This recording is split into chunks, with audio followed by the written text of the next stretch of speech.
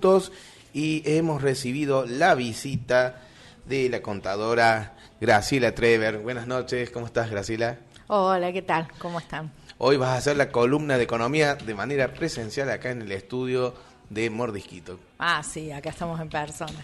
Bueno, te agradecemos que hayas llegado hasta la radio, al programa T de Ceilán.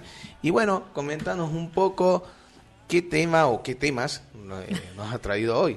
Bueno, como los argentinos tenemos poco tema, claro, vamos a ver de qué hablamos, ¿no es cierto? Bueno, yo creo que estaría bueno, han pasado muchas cosas esta última semana, sí, empezando por las medidas del equipo económico. Claro. ¿No es cierto? Después está también algo interesante, importante, que es el informe de la Auditoría General de la Nación sobre el préstamo del Fondo Monetario Internacional tomado por el gobierno de Mauricio Macri. Y bueno, y finalmente le escuchamos a Cristina Kirchner ayer, ¿no es cierto?, dando un paneo enorme sobre todos los temas del país. Yo creo que, bueno, vamos a empezar con las medidas que tomó el ministro a raíz de lo que estamos acostumbrados los argentinos que pase cuando tenemos convulsión política, digamos, ¿no es mucha cierto? Convulsión política, ¿no? Mucha, las famosas corridas cambiarias, ¿no es cierto? Bueno, las medidas que tomaron, algunas son medidas polémicas y otras no tanto, ¿no es cierto? Polémicas vistas depende de qué aspecto, desde qué óptica la miramos, ¿no es cierto? Es una combinación de distintos tipos de medidas que a veces parecen contradictorias entre sí, ¿no? Bueno, la más relevante, de las que son más relevantes y que todo el mundo habla, porque coinciden con políticas o con medidas totalmente de corte neoliberal, son el incremento de la tasa de interés, por un lado, y por el otro lado, la anunciada, pretendida apertura de las importaciones, pensando en bajar los precios, ¿no es cierto?, o contenerlos en cierta forma. Claro. Respecto al incremento de la tasa de interés, bueno, es una medida de corte de economía ortodoxa, ¿no es cierto? ¿Muy ortodoxa? Muy ortodoxa, ¿no es cierto? No quiere decir que sea una herramienta que no se pueda utilizar, pero claro. En Argentina, siempre que se ha incrementado la tasa de interés pensando en que se va a producir alguna contención de los precios, ocurre exactamente lo contrario. Es decir, que no tendríamos por qué pensar que aplicando la misma medida vamos a tener un resultado distinto. Lo que pasa es que en realidad es una medida que mira a el tema de las reservas, que sigue siendo el punto neurálgico y débil y complicado de la macroeconomía, ¿no? La escasez de la reserva. ¿Cuál es el razonamiento de este aspecto? Y el razonamiento es que digamos, quienes tengan disponibilidades no vayan al dólar, sino que se queden en pesos. Ahora bien, que no se muevan los plazos fijos. Exactamente, que por lo menos mantengamos el stock de plazo fijo. Lo que pasa es que una tasa al 97% nominal implica una tasa efectiva del 160%, ¿no es cierto? Y eso tiene otros impactos en la economía argentina, al margen de, en algún modo, en alguna medida, quizás conservar algunos plazos fijos, no todos, ¿no? Porque la voluntad de ir al dólar no va a ser disuadida solamente por el nivel de la tasa de colocaciones. Atrae consigo el problema del costo del crédito, ¿no? El costo del crédito no solamente para las personas, sino para las empresas. Y las empresas específicamente, ¿cuáles? Y las pymes, que son las que necesitan financiación para sus capitales de trabajo. Y ahí dentro de esas pymes van incluidas cooperativas, mutuales. Seguro. Las pymes y todas las organizaciones, ¿no es cierto? Que obviamente la tasa bancaria y la tasa de financiación trepa. Y si trepa la tasa, incide sobre los costos, y si incide sobre los costos, es inflacionario. Y uno lo primero que puede pensar que si afecta al crédito, sobre todo en el sector pyme, puede con el tiempo acarrear, problemas en el empleo. Sí, seguramente. O sea, A ver, las pymes han tenido en Argentina un problema muy profundo a partir del gobierno de Macri, claro, del 2015 al 2019. Han quedado, justamente por este tipo de política, han quedado totalmente descalzadas en sus capitales de trabajo. Si bien en la pospandemia pudieron recuperar en alguna medida sus ventas, los capitales de trabajo en algunos casos no pudieron ser recuperados. Entonces están, atrapadas en un costo financiero muy alto, ¿no? Y bueno, al costo financiero que incluye también el costo financiero con el Estado, ¿no? Porque el costo de atrasarse en impuestos está siendo alto en este momento, ¿no? No tan alto quizás como esta tasa del 97%, pero está siendo elevado. De todas formas, también paralela a esta medida de levantar la tasa de interés, que también es una medida de requerimiento del Fondo Monetario Internacional, porque uno de los requerimientos del fondo es que la tasa de interés no se aparte demasiado de la tasa de inflación, ¿no es cierto? En este caso, es como que fija un piso. Entonces, ¿qué pasa en Argentina? Esa tasa de interés alta está fijando no un techo del proceso inflacionario, sino un piso del proceso inflacionario, ¿no es cierto? Podría agravar entonces.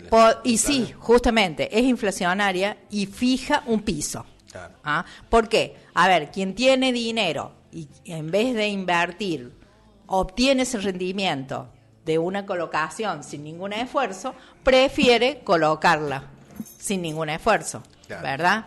Entonces, eso produce desinversión y trae aparejado lo que me decía acá, muchos capitales pymes dicen, bueno, pero si yo tengo que arriesgar y la rentabilidad es menor, y bueno, desinvierto y coloco interés, claro, ¿no es cierto? Y hago algún manejo financiero. Es lo que decía justamente anoche Cristina Kirchner, de que se ha convertido en un capitalismo netamente financiero. Claro. Se va eliminando lo industrial, que en algunos países se está dando una disputa entre la burguesía industrial y la burguesía financiera. Eso se está viendo más un fenómeno más en Estados Unidos casi. A nivel mundial se está dando esa pelea, digamos, ¿no es cierto?, al margen de otras, ¿no? Que si la economía mundial es manejada por los capitales financieros, por los estados, o sea, hay varios aspectos que se están en discusión, ¿no es cierto? Y en nuestro país también. Otra de las medidas fue la anunciada, las más polémicas, claro, y de corte ortodoxo, ¿no es cierto? Sí. El pretender a organizar un ente para, a través del mercado central, abrir la importación. ¿La importación de qué? La importación de alimentos, ¿no? Que teóricamente sería lo que nosotros no debiéramos importar, ¿no? Sí, ¿no? Claro, yo me parece que esto es más un anuncio que algo que se va a concretar. Me parece que eso es más una amenaza, ¿no es cierto?, que algo que en este poco tiempo que tiene el gobierno, en este impasse electoral, se pueda llegar a concretar. Quizás sería interesante que se analizaran las cadenas de valor, ¿no?, en ese aspecto. Y ahí tiene que intervenir la Secretaría de Comercio Interior, ¿no? Y ahí tienen que intervenir varios organismos, sí, entre ellos la Secretaría de Comercio Interior, pero al margen de esto, me parece una medida más para implementar en un gobierno entrante, ¿cierto? Claro. Sería como un presagio, ¿no? Y no sé, pero ojalá que no se dé. Ojalá que no. Yo diría que en un gobierno entrante uno se lo puede plantear de que determinados sectores que se están disparando o que han sido beneficiados, por ejemplo, el sector textil ha sido profundamente beneficiado, ¿no es cierto? Y ha incrementado sus precios muy por encima del nivel inflacionario. Entonces, con algunas limitaciones, quizás sería una medida que analizando las cadenas de valor se podría implementar. Ahora, con alimentos, yo diría que no. Y además, yo diría que ¿quiénes van a importar? Porque el mercado central no tiene una estructura para ser importador. Entonces, si van a terminar importando los mismos acopiadores, En definitiva, sí. van a terminar haciendo el mismo negocio que siempre hacen. Claro. Y nosotros tenemos que disponer reservas para que importen. Claro. Entonces, ¿pero en qué estamos? Las reservas eran escasas y subimos la tasa de interés y por el otro lado vamos a importar alimentos para que bajen el precio, pero tenemos que usar las reservas para pagar esa importación. Entonces, ¿y quién va a importar? Va a importar los mismos acopiadores que no son generalmente los productores, ¿ah? Son los acopiadores, porque hoy, ¿qué pasa en los mercados de consumo? Pasa que han desaparecido las estacionalidades. ¿Por qué? Porque hay un número limitado y pequeño, generalmente, de acopiadores, digamos, de cada sector, que guardan en cámaras, ¿no es cierto? Y en cualquier momento del año pueden ofrecer los productos, ¿no es cierto? Frescos, digamos. Claro, sí. Frescos entre comillas, porque ustedes lo llevan a su casa y en 2 días un tomate se te pudrió. Sí, ¿no? O sea, ¿qué quiere decir eso? Y eso quiere decir que estuvo en cámara mucho tiempo. Claro. Entonces las estacionalidades han desaparecido. Pero si los que van a importar son los acopiadores, y estamos en la misma. Estamos en la misma siempre. Y el productor la mira. La tira. Te tiene un dato, Graciela. Puede ser que con el gobierno de Macri empezaron a llegar unos productos alimentarios importados. Sí, claro. Hubo una apertura. Tomates de Italia, con el loguito de la Unión Europea. Claro, sí. Pero bueno, no sé a qué apunta, yo lo entiendo como si fuera una especie de amenaza, ¿no es cierto? No, esas son las medidas muy ortodoxas. Claro, y la última es la más polémica, me parece. Sí, es bastante polémica, yo la veo con poca posibilidad de aplicarse, ¿no es cierto? Así como lo han planteado, porque necesitas una estructura del Estado para que pueda hacer eso y no creo que en 2 meses tenga tiempo de montarla, ¿no? Entonces, si cae la importación en manos de los acopiadores y no me parece lo más. De todas formas, estas medidas han sido, digamos, suavizadas con medidas de otro tipo, que serían más pretendidamente distributivas o que van tendiente a suavizar estas medidas. La de la tasa del interés, por ejemplo, fue contrarrestada con la baja de la tasa de interés de la hora 12, ¿cierto? Por ejemplo, para las personas. Ahora bien, yo digo, si bajarle la tasa de interés de ahora 12 a los argentinos, para que los argentinos compren en ahora 12 comida, sí, ¿no? Dios mío, ¿en qué nivel estamos? ¿No? Qué mal que estamos. Sí. Qué mal. Y yo les digo, en el último hot sale, ¿saben lo que se vendió? Lo que es el top de la venta. ¿Cuál fue? Ropa.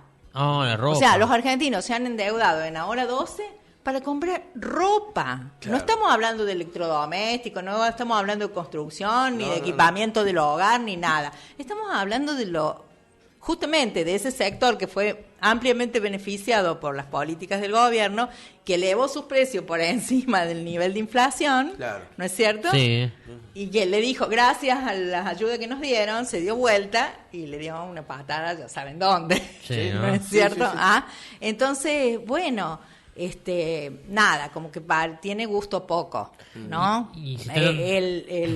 La suavizada para el consumo tiene gusto poco, ¿no? Claro. Porque bueno, es bajar la tasa de interés para que los argentinos se endeuden en los que son sus necesidades básicas, ¿no?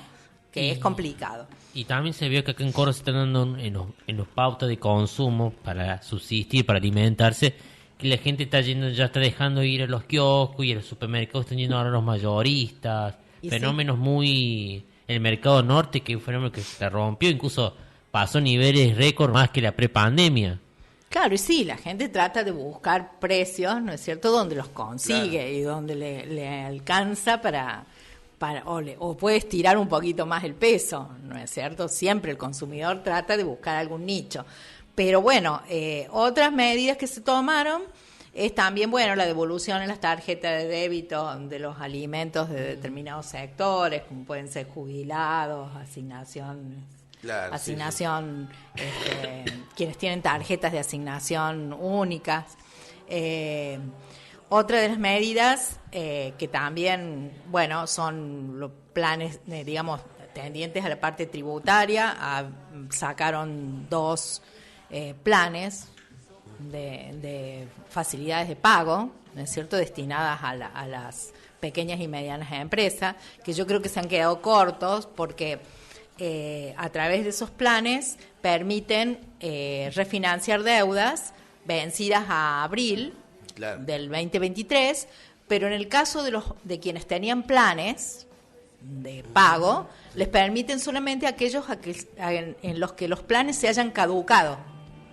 Claro. Y no a los que tienen planes vigentes, vienen haciendo el esfuerzo de pagar, ¿no es cierto? Pero no tienen planes caducos. Y la verdad que eso es bastante injusto, claro. ¿No? Sí, o sea, sí. A ver, ninguna moratoria es justa porque siempre discrimina a favor del que no paga, ¿no es cierto? Pero en el ámbito de las pequeñas y medianas empresas, yo creo que es necesaria en este momento, porque justamente por lo que estaba explicando, porque durante el periodo del macrismo han sufrido un golpe muy severo sus capitales de trabajo, por falta de ventas, claro. Por recesión del consumo. Esos capitales de trabajo no se recuperaron totalmente, en la pandemia peor, ¿no es cierto? Por eso el Estado fue a apoyarlas a través de los repros, ¿no es cierto? Y todo, perfecto. Pero después esas empresas necesitan recomponer sus capitales de trabajo. No ha habido créditos importantes para capitales de trabajo, sí ha habido créditos importantes para equipamiento. Pero bueno, la empresa se equipa, pero después necesita aire para poder comprar insumos, ¿no es cierto? Y eso es capital de trabajo. Claro. Y eso de pronto no se puede recomponer en muchos sectores. Están vendiendo, pero no han podido recomponer lo que habían perdido. Es un poco parecido a lo que le pasó a los trabajadores. Perdieron 20% y aun cuando a partir de allí mensualmente algunas paritarias fueron manteniendo, digamos, el nivel inflacionario, esa pérdida que habían acumulado nunca la recuperaron. Bueno, eso pasa también a nivel de pyme. Y es preocupante porque el panorama con estas medidas y con el Fondo Monetario, tal como lo plantea el acuerdo, si es que no se cambia y si es que no se consigue alguna otra cosa, tiene un corte recesivo. Claro. Massa está ajustando el gasto.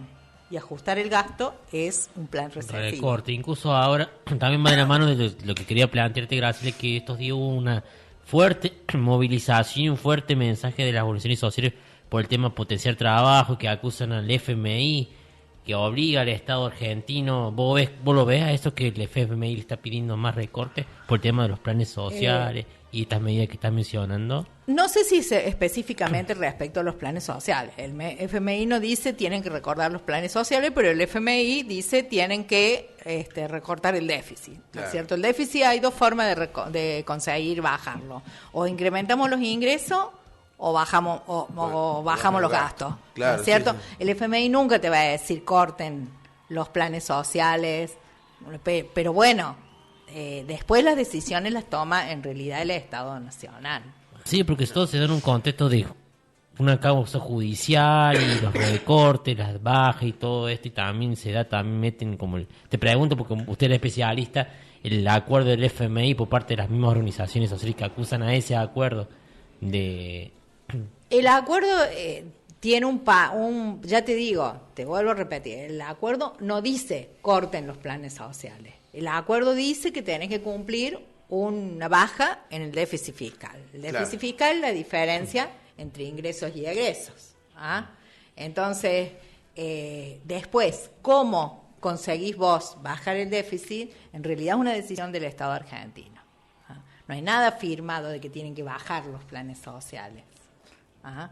Claro. O sea, específicamente, ¿no es cierto? El problema es que si el Estado argentino no encuentra en dónde ajustar, y bueno, va yendo a donde puede, ¿no es cierto? Y eso no quiere decir que uno esté de acuerdo, pero el fondo no es eso lo que plantea. El fondo plantea lineamientos generales. Graciela, esta semana también se conoció una medida que en otras oportunidades ya ha sido polémica en otros gobiernos, ¿no? El blanqueo que propone el Ministerio de Economía. ¿Qué opinan? Lo que pasa es que Argentina tiene una particularidad que tiene muchos miles de dólares de residentes argentinos fuera de Argentina, ¿no es cierto? Y a ver, en el 2016, con la presidencia de Macri, hubo un blanqueo importante, ¿no? Sí. En el ministerio de Kicillof también hubo un blanqueo, que por las condiciones que tuvo, la verdad que no fue muy exitoso en su momento.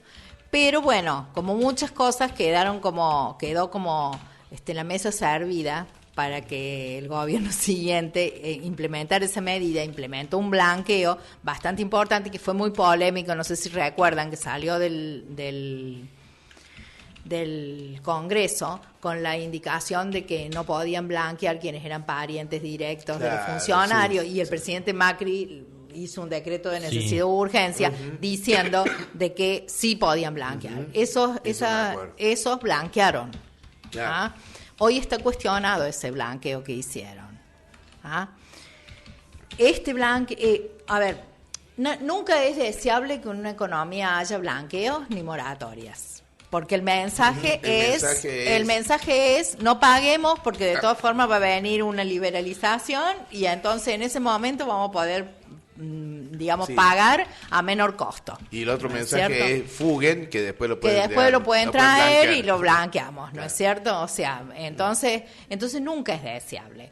Pero bueno, en el caso de Argentina tiene un problema de reservas muy grave y tiene 500.000 millones de dólares en el exterior. Claro. ¿No? Y por ahí estamos peleando más créditos del FMI o del Banco Mundial. Está buscando la forma de atraerlos, ¿no es cierto? Claro. Ahora, si va a dar resultado, no lo sé, ¿no es cierto? Quizás, no sé cuál es la previsión, habrá que ver primero cómo sale del Congreso, si sale, porque el Congreso nuestro está un poco paralizado en este momento. Sí, está en modo electoral. Está en modo, no tenemos diputados ni senadores que levanten la mano. Yo diría que en modo electoral ha estado en todo este gobierno. Sí. Porque lo que no tenemos es votos en las cámaras. Entonces, bueno, son insuficientes los votos, ¿no es cierto? Hay muchas cosas que han salido, otras que no han salido porque no tenemos votos. Entonces, bueno, habrá que ver. Ahora, si a mí me dicen, es como el fondo. A ver, no hay ningún acuerdo bueno con el fondo. ¿No es cierto? No, el fondo quisiéramos no haberlo tenido nunca. No lo trajimos nosotros, lo trajo Macri. Hizo un acuerdo que estaba vigente, que había que cambiar. Se cambió lo que se pudo. Puede haber sido más, menos, favorable, bueno, veremos. Ahora hay que caminar sobre otra modificación de ese acuerdo, ¿no es cierto? Y bueno, el blanqueo es un poco así. No hay ningún blanqueo que sea una buena noticia. Claro. Pero bueno, de algún lugar necesita el Estado hacerse de reservas, ¿no? Y bueno, las está buscando donde las puede buscar, ¿no? Otra medida interesante es que, bueno, Massa va a China, ¿no es cierto?, a negociar el tema del ampliar el swap, ¿no? Y bueno, y que se ponga en funcionamiento el hecho de que nosotros podamos comerciar en yuanes con China y en las monedas de los BRICS. Para eso tiene que formar parte del BRICS ampliado. Claro. Bueno, va justamente a eso, a incorporarse al BRICS ampliado para poder entrar en ese grupo, ¿no es cierto? Y bueno, esto le puede servir para negociar también con Estados Unidos, ¿no es cierto? Estados Unidos le dice, no, pero no vaya para allá, y Argentina dice, no, pero yo sí voy, entonces usted debe mejores condiciones, adelánteme los 10.000 millones de pesos de dólares, que necesito para aliviar las cuentas del Banco Central. Bueno, es una negociación. Claro, sí. Sí. Entonces, y bueno, yo creo que son todos escenarios abiertos, ¿no? Claro, Pero bueno, sigue siendo el problema clave de la economía argentina las reservas, porque sin reservas es difícil plantear un escenario de control inflacionario, es difícil plantear un escenario de mejor distribución, es difícil en nuestro país sin reservas. Claro. ¿No? ¿Peligro de alguna corrida cambiar nuevamente? Siempre. Siempre, ¿no? Siempre lo hay, porque los factores de poder maniobran fuertemente. Claro. Y siempre lo hay, ese es su negocio en realidad, ¿no? Nada, yo creo que, miren, ayer el Banco Central hizo una maniobra. A ver, el problema de los factores de poder en Argentina es justamente ¿no? Que apenas pueden, tratan de desestabilizar a través del tema de las corridas cambiarias. Y ayer el Banco Central tuvo que hacer operaciones en el mercado que provocaron que el dólar MEP, dólar bolsa, suba. ¿Para qué lo hicieron? Porque estaban haciendo un negocio de que iban y compraban en dólar MEP y vendían en el blue. Entonces, si el MEP sube por encima del blue, lo que hacen es darles una lección a los que compraron en el MEP, diciéndole, miren, claro, nosotros podemos hacer esto, así que ustedes manténganse en el molde porque van a perder, ¿no es cierto? Pero para eso el Banco Central necesita reservas, ¿no es cierto?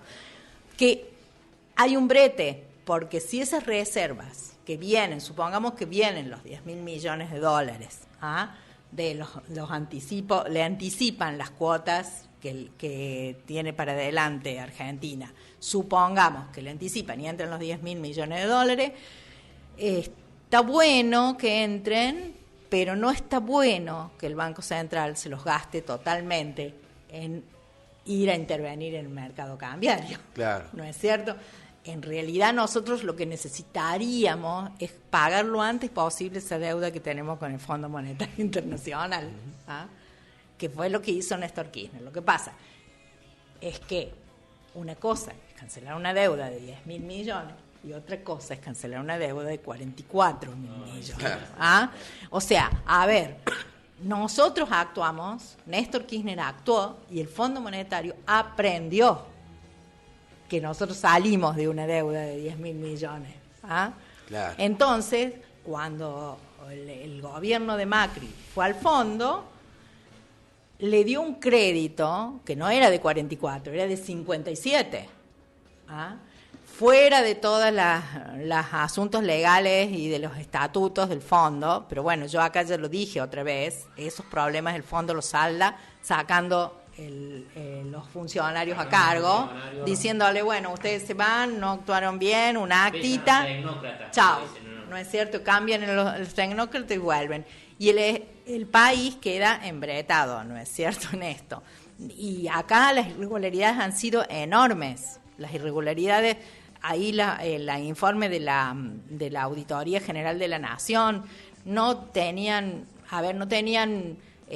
autoridad para firmar quienes firmaron, ¿no es cierto? No tenían, el decreto fue posterior a la firma del acuerdo con el Fondo Monetario. O sea, las irregularidades legales han sido muchísimas. Pero bueno, a nivel de endeudamiento con otros países, la deuda existe. Claro. ¿No es cierto? Y no hay espacio ni forma en que uno pueda decir, me salgo de allí, porque entonces tampoco tenemos el swap de China. Claro. O sea, no hay ángeles y demonios. Yo diría que acá todos son demonios. ¿No es cierto? Hay que ver qué demonio elegimos. Sí. O sea, a ver, figurado, ¿no es cierto?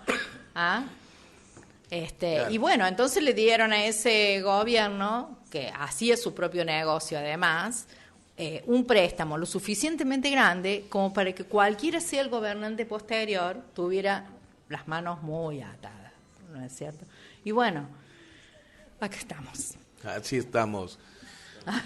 Pero bueno, hemos hecho un repaso por las medidas de Sergio Massa de estos últimos días, así que te agradecemos mucho que te hayas acercado a la radio. No, un gusto. Y disculpen ayer que tuve un accidente doméstico. Sí, no pasó algo. Sí, tuvimos un accidente pequeño, pero bueno, qué sé yo. Ahí murió una computadora. Bueno, muchas gracias por venir a TED Ceilán y estar acá presente en el estudio. Y la segunda vez. Sí, la segunda vez, sí, de este año. Así que bueno, la semana que viene vamos a estar esta vez sí jueves. La semana que viene me parece que no estoy en Córdoba. Bueno, está bien. Ya vamos a reprogramar esto. Pero dijimos, bueno. Podemos ver. Sí. ¿O prefiere que la pasemos para el viernes? Y yo diría, Claro, ¿sabes por podemos. qué? Porque me parece que va a ser medio ruidosa la plaza. Claro, cierto. Ay, sí, puede ser porque, viste, es difícil. Sí, Claro, viernes. claro. ninguna. Entonces, bueno, ya vamos a reprogramar y... Bueno, dale. Por esa semana. Dale. Bueno, muchísimas gracias, Graciela, por ser este tiempo multimedia bonito por la columna del día de hoy. Bueno, un gusto. Un saludo a todos y a todos los oyentes.